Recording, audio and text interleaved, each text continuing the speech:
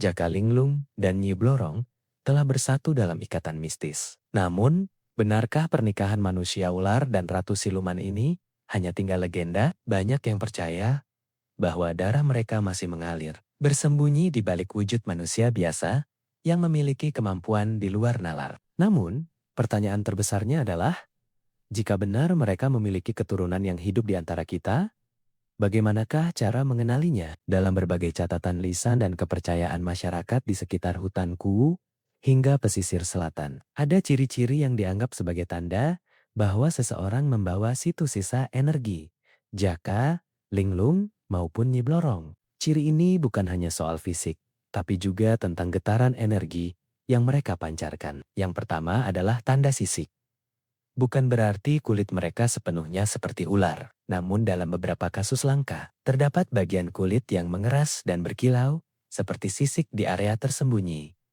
Seperti punggung atau pangkal paha. Dalam dunia medis, ini mungkin disebut sebagai kondisi kulit tertentu. Namun bagi para praktisi spiritual, ini adalah sapu jagat, sebuah segel gaib yang menandakan bahwa orang tersebut adalah pelindung gerbang kerajaan gaib. Kedua, hawa tubuh yang tak lazim. Keturunan Nyi Blorong seringkali digambarkan memiliki suhu tubuh yang cenderung dingin, bahkan di bawah terik matahari. Namun, di balik dinginnya fisik mereka, terdapat daya pikat atau magnetisme yang luar biasa kuat. Siapapun yang menatap matanya terlalu lama akan merasa seperti terhipnotis. Sebuah warisan kekuatan dari Nyi Blorong yang mampu menundukkan siapa saja tanpa kata-kata. Ketiga, insting teritorial. Mereka yang membawa darah Jaka Linglung seringkali memiliki ikatan yang tidak masuk akal dengan tanah dan air. Mereka merasa sangat gelisah di tempat yang terlalu bising, namun merasa sangat berkuasa saat berada di dekat sungai besar atau hutan yang sunyi.